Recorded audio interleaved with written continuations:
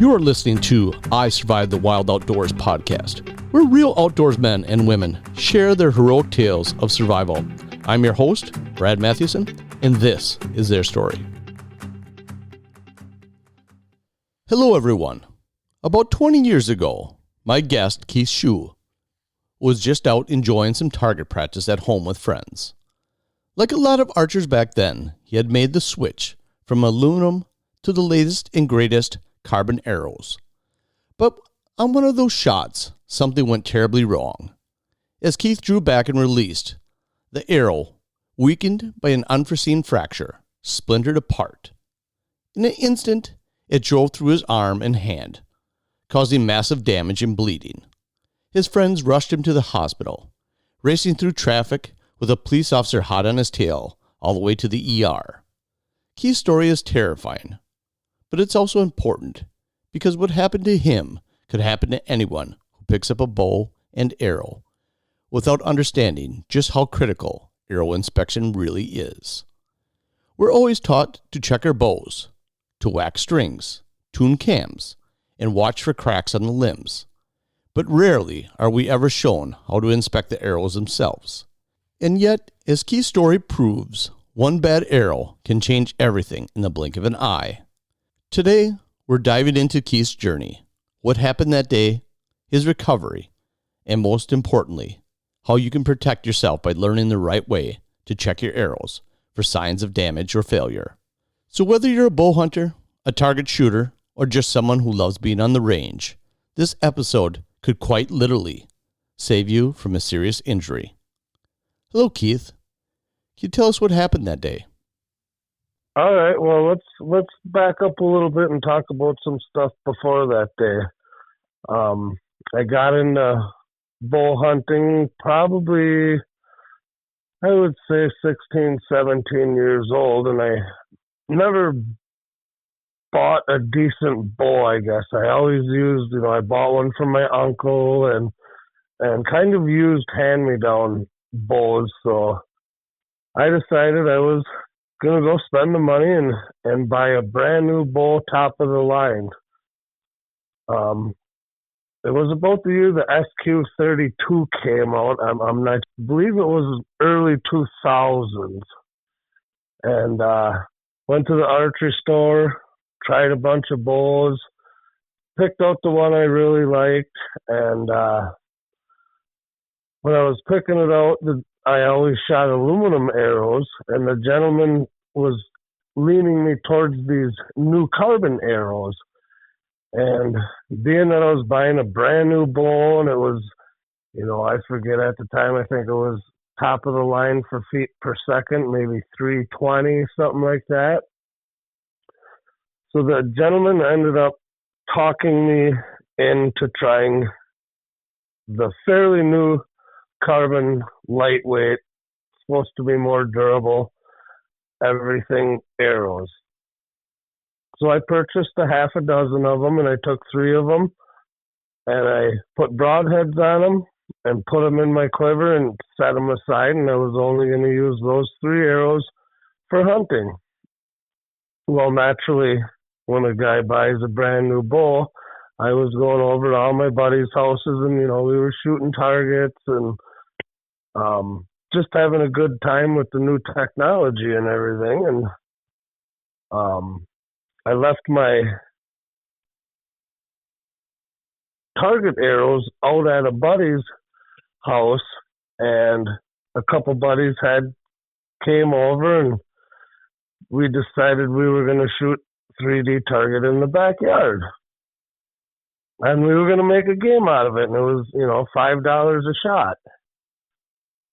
So my one buddy shoots, and he had a pretty good shot, and I was looking around. I couldn't find my arrows that I used for target practice, and then I realized I left them at a buddy's house. So I grabbed the 3 arrows I set aside for hunting, and I grabbed one of them out of the quiver. I took the broadhead off, and I put a field tip on it. And had the buddies over. We're all kind of just giving each other crap and comparing bowls and, doing that kind of stuff. So it's my turn to shoot, and I drew the bow back, I settled in, and I hit the trigger. All of a sudden I seen like shrapnel go flying everywhere. And my buddy Rick that was standing next to me, I looked over to him and said, "Did you see that?"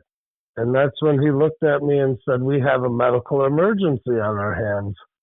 I was kind of caught off guard by that. I didn't really realize what he was talking about until I brought my bow down from the shooting position, and it felt like somebody hit me in the wrist with a sledgehammer. And that was where I made a big mistake. Instead of leaving the chunk of arrow that went through the top of my arm and came out the bottom of my wrist, I panicked and I pulled it out. Well, every time my heart would beat, the blood would squirt out a lot harder every time my heart would beat. So I panicked and I grabbed and I stuck both my fingers in the two holes that were left after I pulled the arrow out. I was going to go through the duplex, but because I put brand new carpeting and tile in, I thought, darn it, I don't want to leave a blood trail through there. So I turned around and went outside and went into the garage. And my buddy is just calm, cool, collective, followed me around. He's like, "Get your arm in the air."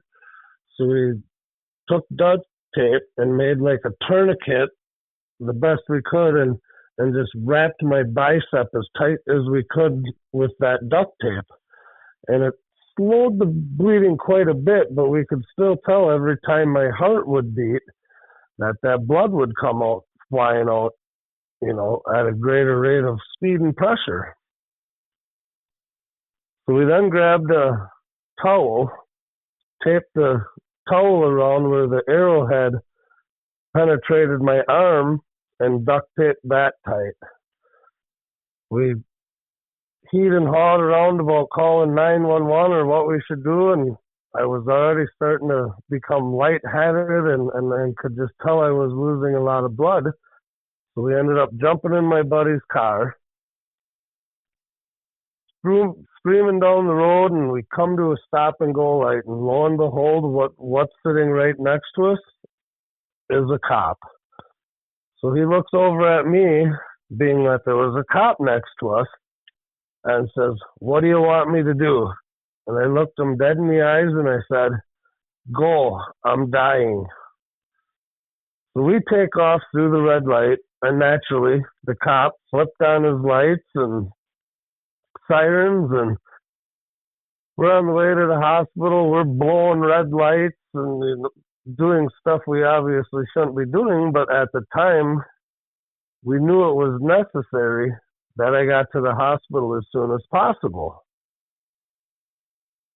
So we pull into the emergency room at the hospital, and I flip my door open, and the cop jumps out and draws a gun on me and says, "Get on the ground, get on the ground."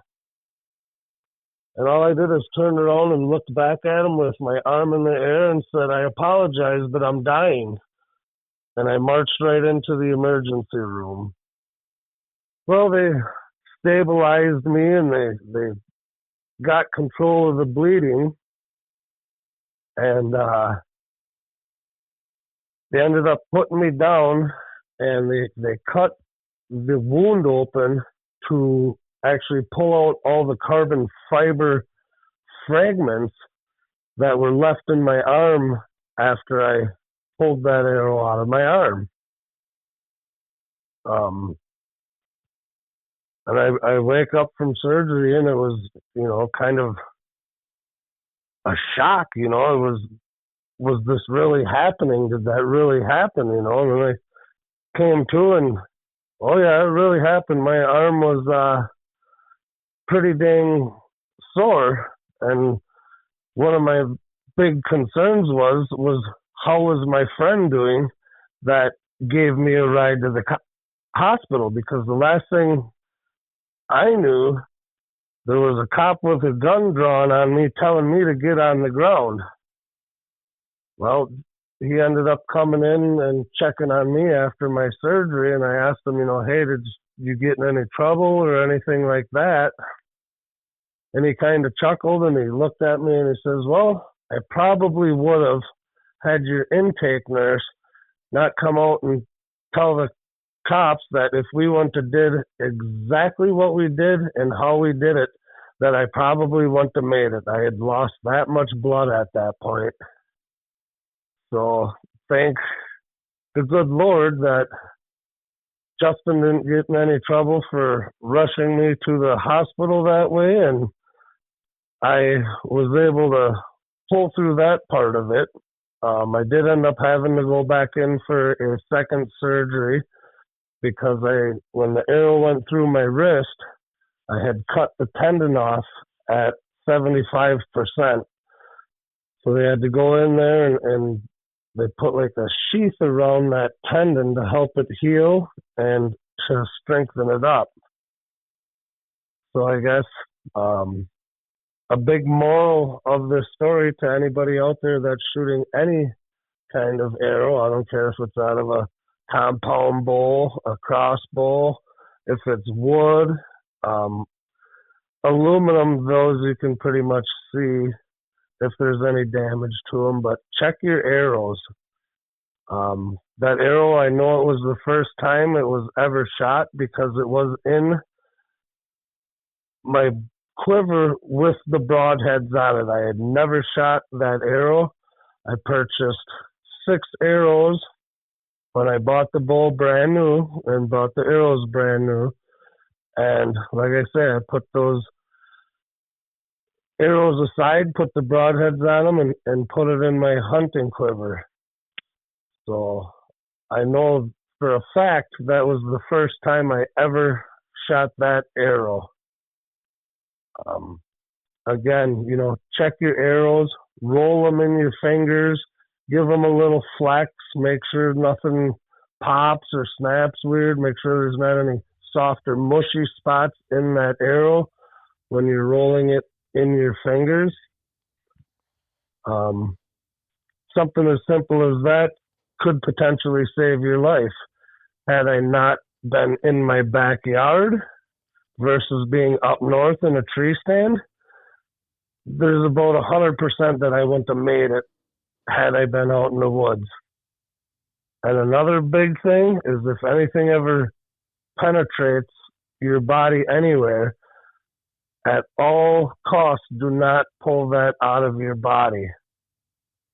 I hit the main artery that goes through your wrist, and that's why the blood was squirting and just flying everywhere the way it was. So had I taken 3 minutes to check those arrows before I shot them, chances are I would have found a weak spot or something in that arrow.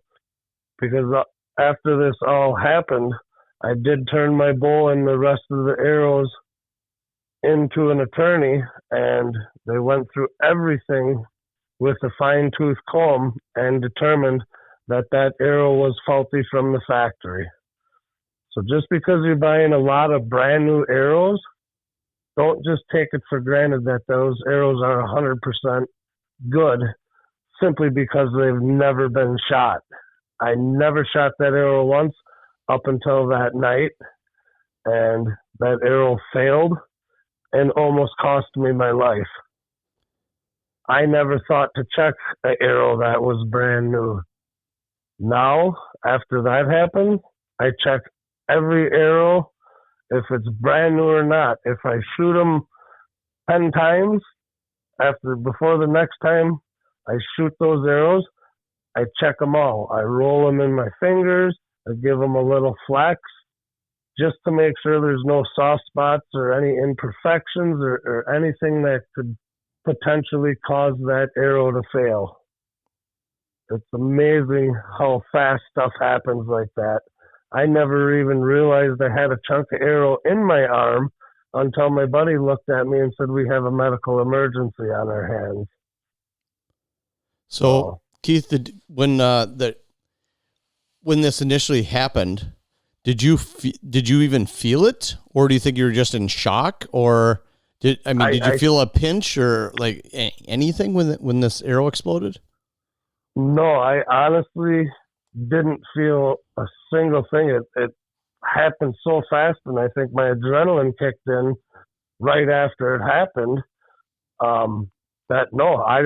I didn't realize it till I brought my bow down from the shooting position, and then I don't know if that's when the blood kind of rushed to it. But then it felt like somebody hit me in the arm with a sledgehammer, and that's like I say, when I panic. And so was it like a pounding sensation when you're sitting there with this arrow stuck in your arm? Exactly. Okay. It felt like somebody was hitting me in the arm with a sledgehammer every time my heart would beat. And then after I pulled that arrow out of my arm, you could physically see every time my heart would beat. With the blood spray, you're saying? With the blood spray, correct. Could you explain to our listeners, so exactly where did the arrow enter your arm and where did it come out? It went in, I would say, probably on the top side, 4 inches back from your wrist, and it came out through the bottom almost dead center in my wrist. So, it was a pretty decent sized chunk that was stuck in my arm. I would say there was, I'm guessing 2-3 inches hanging out the bottom, and probably 4 or 5. I mean, enough that I could grab my fist around the top of it and yank it right out of my arm. Oh. So it was a decent sized chunk of the arrow. And like I say, that night in the hospital, they cut it wide open pretty much to pull all the carbon fiber fragments that were left in my arm from the explosion. Okay. And that was back when carbon arrows first came out. And nowadays they take those fibers and they weave them together. Most arrows, if you actually look at them, yep, you can see the weaving in the arrow. And that's the big difference in the technology from back then till now. The ones I was shooting, the fibers just ran straight and they glued those fibers together. Nothing was woven together to tie or keep that arrow together. Okay. And like I say, I always shot the bigger aluminum Lincoln log. I always called them the Lincoln log ones because they were bigger in diameter, and I never had a problem. But being I bought that bow, and it was, at the time, one of the fastest bows on the market. So the guy talked me into shooting a lighter weight arrow and being able to utilize the fact that bow was as fast as it was. So do you know that you're using the right spine weight for the poundage bow you were shooting? I would only have to assume, because I didn't buy the bow at, like, let's say, a big box store, Gander Mountain or anything. I bought it from an actual archery shop. That's all this gentleman did was deal with bows and crossbows, and he took me and helped me set the whole bow up, helped me dial it in, shoot it. So the bow tech itself, he picked out the arrows and said, "This is the spine weight you need for the poundage bow you're shooting." Yep, absolutely. Okay. I bought the whole thing as a package deal. It wasn't like I went out and bought a new bow and then went out and bought the arrows by myself, not knowing what I needed. That's part of the reason I went to a smaller bow shop in a bow tech, is because I knew I would get a more personalized experience and he would take more care of what I was looking to accomplish versus a big box store, let's say. Yep. That's good advice. So you say that you had given your bow and arrows to an attorney. Was it the attorney for the arrow company that you had contacted? Yes. Okay. Yep. I gave it to the arrow company, and that's when they came. So they did their own internal investigation on the incident. Yep. Absolutely. Okay. And they, So like I how say, long they took how long did they have your bow and arrows? about 2.5, almost 3 years. And Oh, they went through wow. they went through everything with a fine tooth comb. I mean, right down to the poundage of the bowl, where the cam's set up right, where the cable's set up right, was everything the way it was designed to be when they built that Did product. did they tell you it was going to be that long going into it, or did you feel Nope. that was a tactic they were using to try to, you know what I mean, try to lengthen this Yep. thing out, maybe to make you go away, or I what don't were doubt your it. I thoughts on it? mean, yeah, that's what it felt like at the time. I mean, one would think you would be able to assess a bowl and what someone was using as a projectile out of the bowl in a rather quick turnaround time, especially on something like that almost cost somebody their life. Yeah, a few months at most, but not two. You think it was 2.5 to 3 years? Yeah, Wow. it was almost 3 years that they kept my bowl and kept all my everything that was associated with that situation. And I guess I can't blame them in a sense. They wanted to make sure they weren't held liable or wanted to do what they could to prove that something was wrong with my equipment. Okay. So did this ever go to court in front of a judge or anything? Nope, they settled out of court. I wasn't going for anything more than my medical bills and lost wages. Okay. I wasn't trying to get rich or anything like that. I just, being I only shot the arrow one time, and I know for a fact I only shot that arrow one time. It wasn't like I shot it, missed a target, and it went skipping across the ground or hit something or anything to damage it. Okay. In fact, there was one more arrow in that quiver that was also faulty. Oh, really? And did they find that? Yep, They they did. found that. Yep. Wow. So you're playing Russian roulette there with 6 arrows and you had 2 bad arrows. Yep. I mean, nobody will ever know if it would have came apart the same way, what wouldn't happen, but they did determine that another arrow was at the very least faulty. Okay. Yeah. So what happened when that one arrow part of it went in? What happened with the rest of the arrows? You said no one else was hit, or you didn't get hit anywhere else by that Nope. Flying debris or anything, right? Nope. I mean, there was fragments buried into my skin next to where the chunk of arrow went through, but I just remember it looked like, it came like it almost blew up from within inside, chunks of fragment went flying in all directions. And then there was another chunk. I remember seeing another chunk kind of tumble through the air, if that makes sense. Yep. And then, yeah, it was just, I looked at my buddy as in as much disbelief as he was, but I didn't realize I had a chunk of it hanging out of my arm. Okay. So how many days were you in the hospital for this? Well, that night I pretty much spent the night in the hospital, and then I think it was 2 weeks later they did the surgery on the tendon, and that was pretty much go in, have the surgery, and get let go that evening. Okay. And then I had to wear a brace on my thumb for, I don't remember, I think it was 90 days. Did to they make sure I didn't use that thumb and rip the tendon anymore, because it was so close to being cut off 100% that they immobilized it, so I couldn't even use it, so I didn't put any stress on that specific tendon. Okay. Did they have you doing physical therapy on this? Yep. Okay. It was, so did you gain your full mobility back from this incident or not?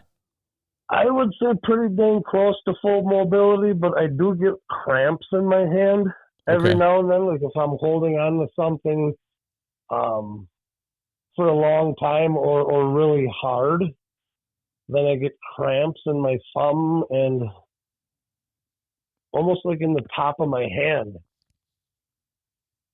So, there is lasting ramifications from all of this, definitely. Has it affected how you shoot at all, or?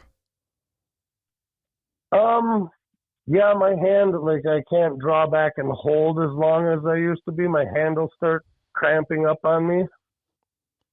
And you're So, still yeah, you're still using the compound bow. You haven't made the switch to the crossbow yet, then? nope. Okay. I still shoot a compound bow. I did buy another one. I still do have the original one. But for some reason, I'm just a little leery when I shoot that bow. I had all new strings and cables and had somebody go through it again once I got it back from the arrow manufacturer, because, again, I wanted to double check and make sure that the string didn't get nicked. And now I got a nicked string on my bow that my bow's going to snap the next time I pull it back. Or, I just wanted to make sure all the proper maintenance was done on it as well.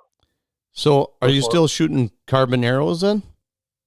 I went back to aluminum for quite a few years, and this is kind of a funny story. My buddy had just bought a brand new bow, and the guy was pushing him towards carbon arrows, and I went in and kind of jumped in between the conversation, and I'm like, well, just, hang on a second. You might want to think twice about them carbon arrows. And then, of course, the guy asked me why I felt so negatively on the carbon arrows. And I explained my story. And he looked at me and he had, it was a Carbon Express that was snapped in the middle. And he said, if you can pull these two chunks of arrow apart, meaning separate them from each other, he said, I'll give you a dozen Carbon Express arrows. And I kind of looked at my buddy and thought to myself, well, this is going to be easy. I'm just going to twist and twist and twist and twist that arrow in the same direction, and eventually those fibers will break. Yep.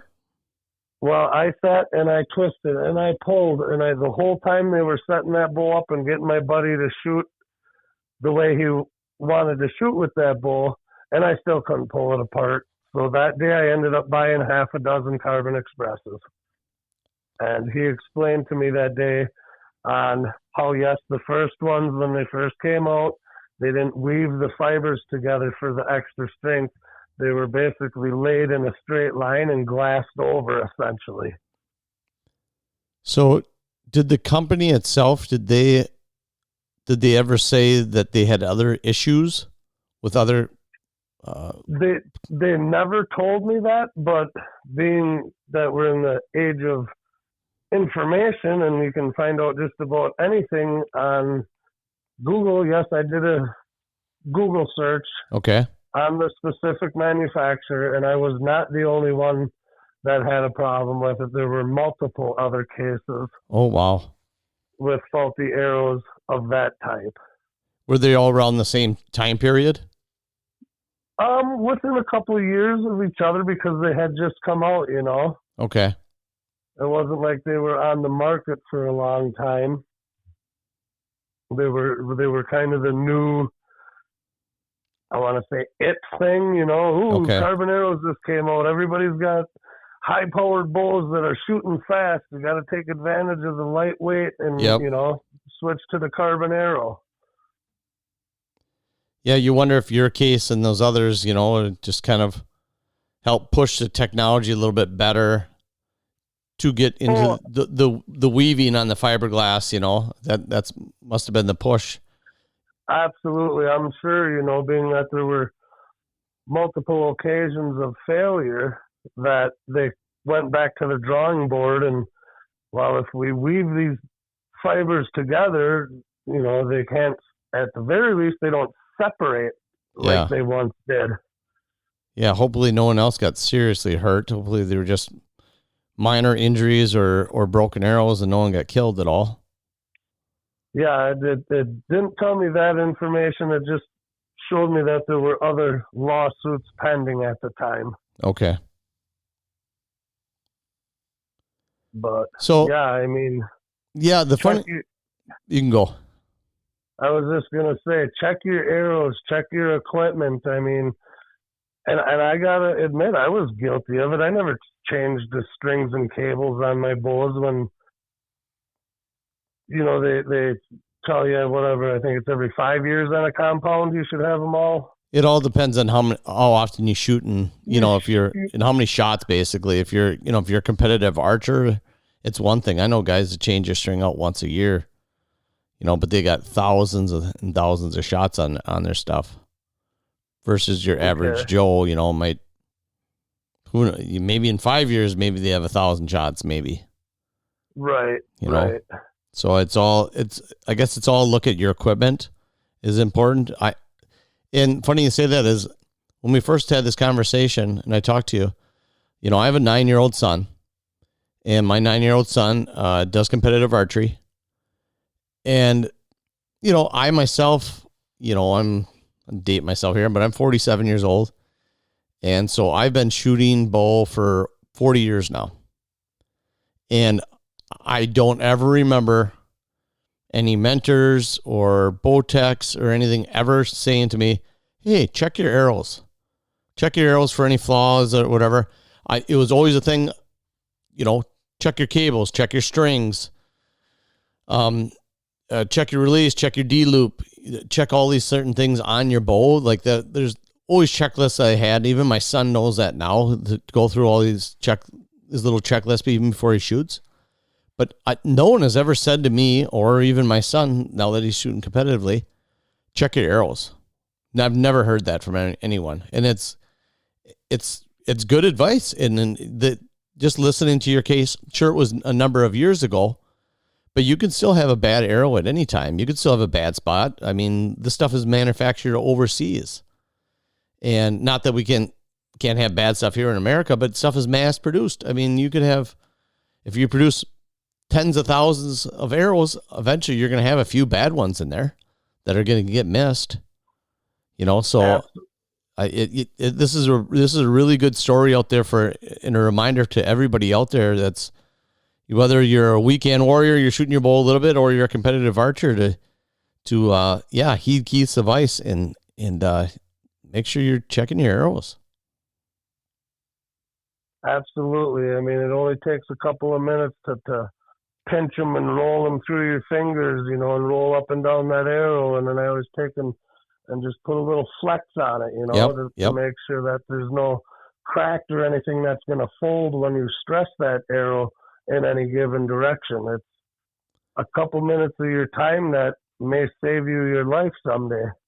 I mean, and just like you said, I never was told to check my arrows. I never even thought about checking my arrows. That was just something you took for granted was good. Yep. So have you noticed any arrows? I mean, obviously that you had a couple bad arrows in that batch, but since then, now that you do your check, have you found anything on your arrows? Like, I don't feel comfortable about shooting this arrow, and you're set it off the side or throw it away. Have you found anything? There was one time, and it was only by the tip, and I don't know if it was screwed up when they put the insert in to screw the broadhead on, but it was a little bit mushy behind that tip. I don't know if maybe they overheated it when they slid it in. I'm not sure what happened to it, but I have found one arrow that I threw right in the garbage and said, this just doesn't feel right. Yep. Nope. Like I said, that's good advice. If when in doubt, just throw it out. Absolutely. Don't take a chance. You take the broadhead off of it, there's $20 you're saving, and you're probably shooting Luminox, but figure even $30, $40. Is that worth potentially losing your life or even have to deal with a situation like that? And again, thank God I was in my backyard. Yeah, imagine if you're in a tree stand. That would not have been good. I never would have made it. Yep. So, yeah, check your arrows, check your equipment. Don't take it for granted. Thank you, Keith, for sharing your story. A moment none of us want to go through, but one we can all learn from. As Keith's experience powerfully illustrates, it's not just the bow and the shot that matters. The arrow behind it plays a critical role in your safety. Today, I want to leave you with one clear, non-negotiable takeaway. Check your arrows. And I mean every single arrow before every shooting session. Why it matters. Modern carbon arrow technology is amazing. Lighter, faster, more consistent. But that also means when something goes wrong, failure can be catastrophic, especially with carbon shafts. According to multiple arrow manufacturers, a cracked, split, nicked, or internally damaged shaft can shatter or explode on release, posing a serious risk to the shooter or bystanders. Many of the hazards are not obvious just by looking. Microfractures, internal delamination, damage from a previous hit, or from improper spine for your setup. What you should always do before every shot, even with new arrows, you should walk through this checklist. Visual inspection. Run your fingers gently along the shaft from the tip to the nock, looking and feeling for nicks, gouges, cracks, dents, or anything unusual. The flex test, especially for carbon. Grip the arrow between the point and the nock. Flex it gently away from you, 1 to 2 inches. Rotate it and repeat it in 4 to 6 directions. If you hear any cracking or feel odd resistance, discard the arrow. The twist test. While still holding both ends, twist the shaft in opposite directions. If the shaft relaxes or twists more than it should, that's a red flag. Check the components. Confirm the nock isn't loose or damaged. The insert or tip hasn't been shifted or cracked, and the fletching is intact. A bad nock or damaged insert end can hide shaft damage. Consider your impact history. If an arrow hits a hard surface, ricochets, hits another arrow, or penetrates bone or a hard target, retire that arrow. The damage may be invisible, but real. And finally, no matter how nice your setup is, no matter how good your aim, any arrow is still a high-energy projectile. It demands respect and maintenance. Don't spend months tuning your bow and then skip over the arrow check. Because when an arrow fails, it's not just about the accuracy, it's about safety. So inspect, flex, twist, retire when needed. And when in doubt, throw it out. Your fingers, your wrist, your hand, everything behind that shot is worth that extra minute. And as always, stay safe out there and enjoy all that Mother Nature has to offer. If you like what you heard today, click the subscribe button to hear more upcoming stories. If you or someone you know have a survival story you'd like to share, contact me at isurvivethewildoutdoors@gmail.com.